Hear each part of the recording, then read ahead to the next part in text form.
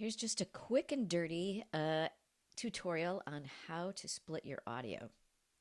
So the reason we do this is when the Sony cameras record both your camera microphone and your wireless mic onto one channel and put that in the two halves of the file, which we can see if we go up here and look.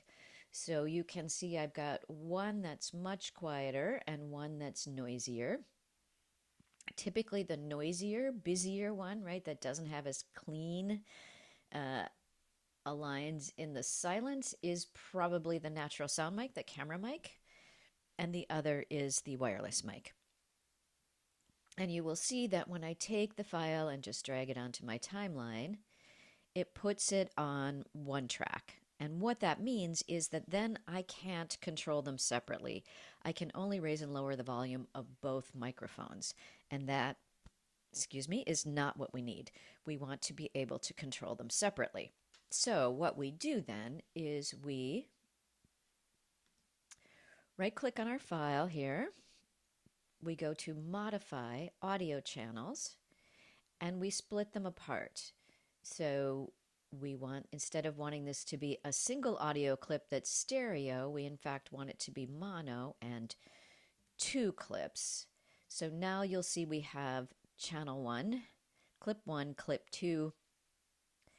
We have channel 1, the left one going on channel 1, and the right one going on the second one here. So we will say OK. And it's going to say that the changes to the clip format will not affect the clips already on the sequence. So so we do this after the fact, it won't affect this. So it just wants you to know that. And so we're going to say, yes, I want to continue.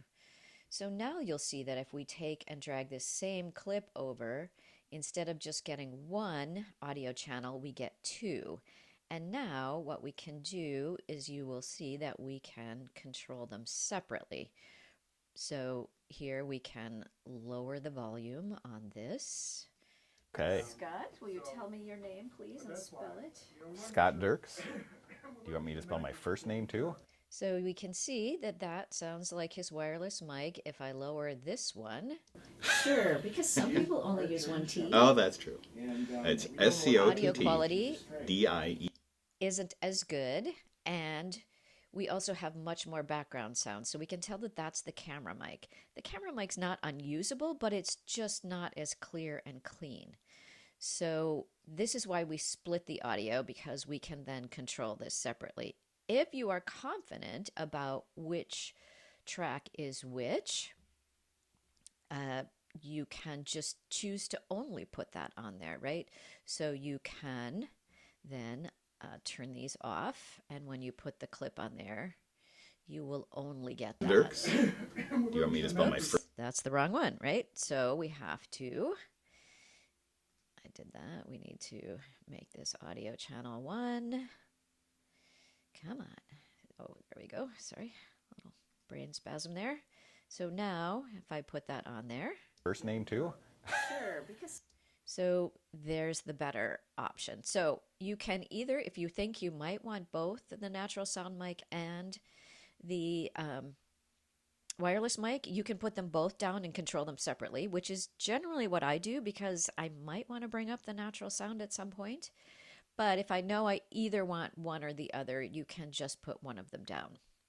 Now, if you have already put it on your track and you've done a bunch of it and you don't want to go back and redo it all, there is kind of a workaround for this. So what you can do once it's on here is you can go to audio channels and you can select just the left channel, which is our wireless mic.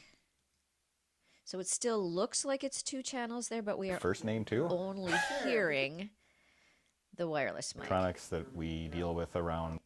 So that is an alternative to sort of splitting them. It doesn't give you the ability to use both of them, but at least if you've already got it on your timeline and you've done a bunch of work, you don't have to redo all of that.